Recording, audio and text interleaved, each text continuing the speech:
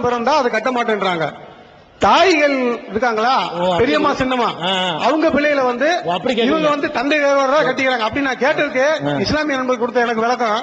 அதாவது எங்களுக்கு தாய் பாசம் தான், அவங்க தகப்பன் வேற ஆகிறாங்கல்ல, அப்படிங்கிறது எங்களுக்கு அதை பத்தி கவலை இல்லை அப்படின்னு சொல்றாங்க. அதாவது ஐயா கேட்டதை விட தாண்டியே நான் சொல்லிடுறேன். இஸ்லாத்துல வந்து இப்ப 2 அண்ணன் தம்பி இருக்காங்கன்னு வைங்க. 2 அண்ணன் தம்பிகள் வந்து அண்ணனுடைய மகனும் தம்பியுடைய மகளும் அண்ணன் தங்கச்சியா தான் ஆகுறாங்க. அவங்களுக்குள்ளேயும் கல்யாணம் பண்ணலாம் இஸ்லாத்துல, அதையும் தெரிஞ்சுக்கிறங்க. அதே மாதிரி 2 பெண்கள் இருக்கிறாங்க, அக்கா தங்கச்சி, இவளுடைய மகனும் அவளுடைய மகளும் கல்யாணம் பண்ணிக்கலாம். நம்ம சமூகத்தில் அக்கா தங்கச்சின்னு சொல்லுவோம். அப்ப சிற்றப்பன் பெரியப்பன் மக்களுக்கு மத்தியிலையும் கல்யாணம் பண்ணிக்கலாம், சின்னம்மா பெரியம்மா மக்களுக்கு மத்தியிலையும் கல்யாணம் பண்ணிக்கலாம். அப்படின்னு தான் இஸ்லாம் சொல்லுது. ஒரு சைடு மட்டும் சொல்லல, பண்ணலாங்குது. அதுல நெருடல் என்ன, அவர் ஐயாவுக்கு நெருடல் வருதுன்னா தங்கச்சி தானே வருது முறை, இதுலயும் வருது அதுலயும் வருது, தங்கச்சி முறை தானே வருதுங்கிறதா அதுல உள்ள நெருடல். இந்த தங்கச்சிங்கிறோம்ல, இதெல்லாம் வந்து ஒரு ஃபார்மாலிட்டிக்கு சொல்லக்கூடியதெல்லாம் தங்கச்சி ஆகாது. இஸ்லாம் என்ன சொல்லுதுன்னு கேட்டா எல்லாத்துலயும் ஒரிஜினாலிட்டியா சொல்லுங்க. இப்படி பாத்தீங்கன்னா நம்ம ஒரு ஆதாம் ஏவாளுக்கு அத்தனை பேர் பிறந்திருக்கிறோம், அப்படி பார்த்தா எல்லா அண்ணன் தம்பியா போயிருவோம். அப்படி பார்க்க கூடாது. கொஞ்சம், அதாவது ஒரு ஜோடி தான் கடவுள் படைச்சாரு, அந்த ஒரு ஜோடிக்கு தான் 50 பேரும் பிறந்திருக்கிறோம் எல்லாரும். அப்ப எல்லாரும் அண்ணன் தம்பி ஆகிக்கிறோம், யாரும் கட்ட முடியாம போயிடும். அப்படி பார்க்க கூடாது. அதாவது திருமணத்துல எவ்வளவு பார்க்க முடியும்னு கேட்டா ஒரே தாய்க்கு 2 பேர் பிறந்திருக்கிறாங்க. இஸ்லாம் யார சகோதரர்கள் ஒத்துக்கிறோம்னு கேட்டா ஒரு தாய்க்கு பிறந்த 2 பேர் கட்டிக்கிறவே கூடாது. ஒரு தகப்பனுக்கு பிறந்த 2 பேர் அவங்க கட்டிக்கிறவே கூடாது. ஒரு தாய்க்கும் ஒரு தகப்பனுக்கு பிறந்தவர்கள், இந்த மூணுல எந்த வகை இருந்தாலும் கட்டிக்கிற கூடாது. இப்ப ஒருத்தனுக்கு வந்து வேற ஒரு கல்யாணம் பண்ணி ஒரு ஆம்பளை பிள்ளை பொண்டாடி செத்து போயிட்டான், அவனை இன்னொரு பொண்ணை கல்யாணம் பண்றான், அதுக்கு ஒரு பொம்பளை பிள்ளை. இது தாய் 2 வேறையா இருந்தாலும் ஒரு தகப்பன் ஆயிடுறான். ஒரு தகப்பனுடைய பிள்ளையா இருக்கனால அவன் கட்டிக்கிற முடியாது, ஒரு தகப்பன் ஆயிடுறான். சில நேரத்தில் தாய் மட்டும் ஒன்னா இருக்கும்.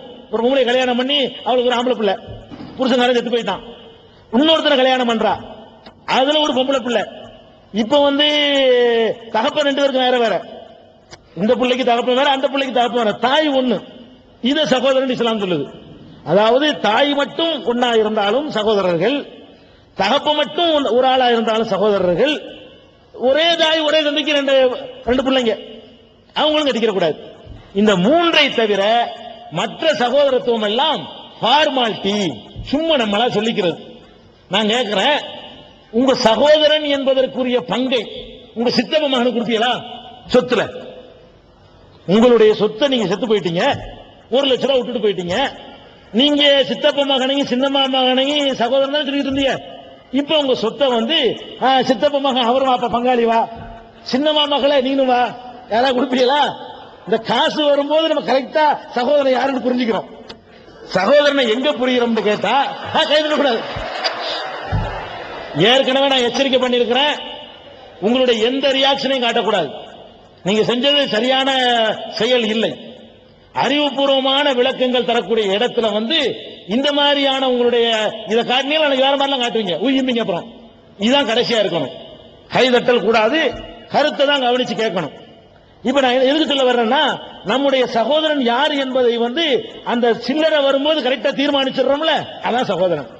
எவன் உன்னுடைய சொத்துக்கு பங்காளியா வருவானோ, எவள் உன்னுடைய சொத்துக்கு சகோதரி என்ற முறையில் பங்காளியா வருவாளோ அவள் தான் சகோதரி. மற்றதெல்லாம் நீ ஃபார்மாலிட்டிக்கு சொல்றேன்னு அர்த்தம். நெசமா சொன்னா பங்கு கொடு, நெசமா சொல்வதாக இருந்தால் அதுல பங்கு கொடுக்கணும். இது ஒரு பாயிண்ட், முதல் பாயிண்ட். 2வது பாயிண்ட் என்ன தெரியுமா? இதுல நமக்கு நெருடல் வர்றதுக்கு காரணத்தை விளக்கி போறேன். இப்ப இந்த சேஞ்ச் ஆகுதுன்னு வைங்க. இப்ப என்னுடைய அண்ணன் வச்சுக்கிறோமே, என்னுடைய சகோதரர், அவருக்கு ஒரு மகள், எனக்கு ஒரு மகன், எனக்கு ஒரு மகன், என்னுடைய சகோதரருக்கு ஒரு மகள் வச்சுக்கிறோம். என்னுடைய மகன் பிறப்பதற்கு நான் மாத்திரம் காரணம் இல்லை, நானும் இன்னொரு பெண்ணும் காரணம். எங்க 2 பேருடைய அந்த இரத்த அணுக்களும் உயிரணுக்களும் சினை முட்டைகளும் கலந்து இன்னொரு பிறவி உருவாகுது. நானே உருவாக்கிறத. அதாவது என்னுடைய குழந்தை பிறப்பதற்கு வந்து நான் மாத்திரம் காரணமா இருக்க முடியாது, என்னோட ஒரு பெண்ணும் தேவைப்படுறா. அந்த பெண்ணுடைய சினை முட்டை என்னுடைய உயிரணும் சேரும் பொழுதுதான் ஒரு குழந்தை ஜனிக்க முடியுது. 2 மிக்ஸ் ஆகும் பொழுது அது வேற ஒன்றாக உருவாயிடுது. இப்ப சீனியும் தேயிலையும் பாலும் சேர்ந்தோம்னா தேநீர்னு ஒரு பேரை எடுக்கிற மாதிரி இது வேற ஒரு பேரை எடுத்துக்கொண்டு போயிடுது. அதே மாதிரி என்னுடைய அண்ணனுக்கு ஒரு மகள் இருக்கிறான்னு சொன்னல, அந்த மகள் எங்க அண்ணன் வயிற்றுல இருந்து பிறந்து வரல. அவருடைய உயிரணுவும் அந்த பொம்பளையுடைய சினை முட்டையும் மிக்ஸ் ஆகி அது ஒரு புது மாதிரியான ஒரு பொருள் தான் அது உருவாகுது. எங்க மிக்சிங் நடந்துருச்சோ அங்க சகோதரத்துவம் அடிபட்டு போயிடும். மிக்சிங் ஆயிடுச்சுல வேற ஒரு, அந்த பொம்பளை யாரோ ஒரு பொம்பளை. என்னுடைய பொண்டாட்டி வந்து எங்க அண்ணனுக்கு யாருன்னு, எனக்கு பொண்டாட்டி, எங்க அண்ணனுக்கு அவ யாரோ ஒருத்தி. எங்க அண்ணன் பொண்டாட்டி எனக்கு யாரு? நீங்க பழமொழி சொல்லிக்கிறீங்க அண்ணன் பொண்டாட்டி அரை பொண்டாட்டி, அதெல்லாம் சும்மா சொல்றது தானே, நடைமுறைக்கா சரியா வருமா? அப்ப அண்ணனுக்கு பொண்டாட்டி இருக்கிறோம், எனக்கு யாரோ ஒருத்தி, எனக்கு என்னது யாரோ ஒருத்தி, அவருக்கு பொண்டாட்டி யாரோ ஒருத்தி. அப்ப என்னைய பொறுத்த வரைக்கும் யாரோ ஒருத்தியுடைய வயிற்றுல பிறந்த புள்ள இது மிக்சிங் ஆயிடுச்சு. அவரை பொறுத்த வரைக்கும் யாரோ ஒருத்தியுடைய வயிற்றுல பிறந்த ஆம்பளை பிள்ளை இது, இவ்வளவுதானே, மிக்சிங் ஆகி போச்சு இல்லைங்க.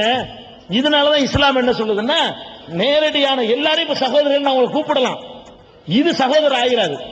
இது ஒரு அந்தஸ்துக்காக ஒரு மரியாதை நாகரிகத்துக்கு சொல்றது. அன்பிற்குரிய சகோதரர்கள் நான் சொன்ன என் வீட்டுல வந்து பங்குக்கு வருவீங்களா யாராச்சும்? சும்மா அன்பிற்குரிய சகோதரன் சொல்லிக்கிறது தான் இதெல்லாம். அப்படி சொல்லிக் கொள்வதையெல்லாம் நீங்க சகோதரன் புரிஞ்சுக்கிட்டீங்கன்னா தப்பு. இப்படி எல்லாம் இல்லைன்னா யாரோட நீங்க வாழ்க்கை நடத்த முடியாது. எங்கிட்ட சுத்தி பார்த்தாலும் சகோதரன் நிற்பான். எவனை எடுத்துக்கொண்டாலும் சரி, எங்கேயாவது ஒரு முறையில அவன் சகோதரன் வந்து நிக்காம இருக்க மாட்டான் மனித இனத்துல. அதனாலதான் இஸ்லாம் என்ன சொல்லுதுன்னா, இந்த சகோதரர்களுக்குள்ள பண்ணிக்கிறாங்க, மற்றதெல்லாம் சும்மா நம்மளா சொல்லிக்கிறது. நான் கேட்கிறேன், இப்படி வைங்களேன், இதை புரிந்து கொள்வதற்கு இன்னும் எளிமையாக புரிந்து கொள்வதற்கு நீங்கள் ஏற்றுக்கொண்ட ஒரு உதாரணத்தை சொன்னா உங்களுக்கு புரிஞ்சு போயிடும். இப்ப எடுத்துக்கிறேங்க, எனக்கு ஒரு அண்ணன் ஒரு அக்கா, நல்லா கவனிக்க வேண்டிய விஷயம். எனக்கு ஒரு அண்ணன், எனக்கு ஒரு அக்கா. எனக்கு ஒரு பிள்ளை இருக்குது, என்னுடைய அண்ணனுக்கு ஒரு பிள்ளை இருக்கு, என்னுடைய அக்காவுக்கு ஒரு பிள்ளை இருக்கு. அதாவது எனக்கு ஒரு ஆம்பளை பிள்ளை, என்னுடைய அண்ணனுக்கு ஒரு பொம்பளை பிள்ளை, எங்க அக்காவுக்கு ஒரு பொம்பளை பிள்ளை.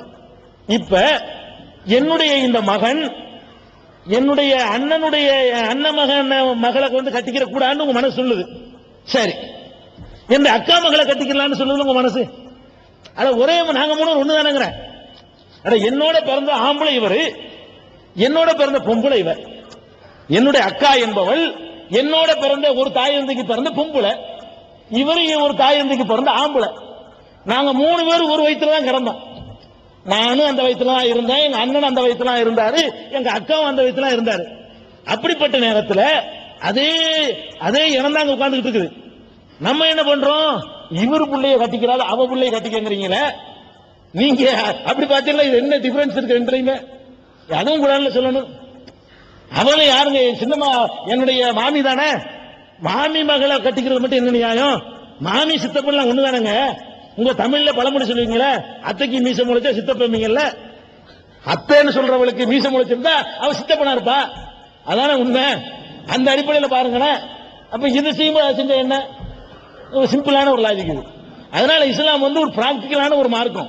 அதனால இத எந்த அளவுக்கு விளக்கம் போகுதுன்னு நினைக்கிறேன்.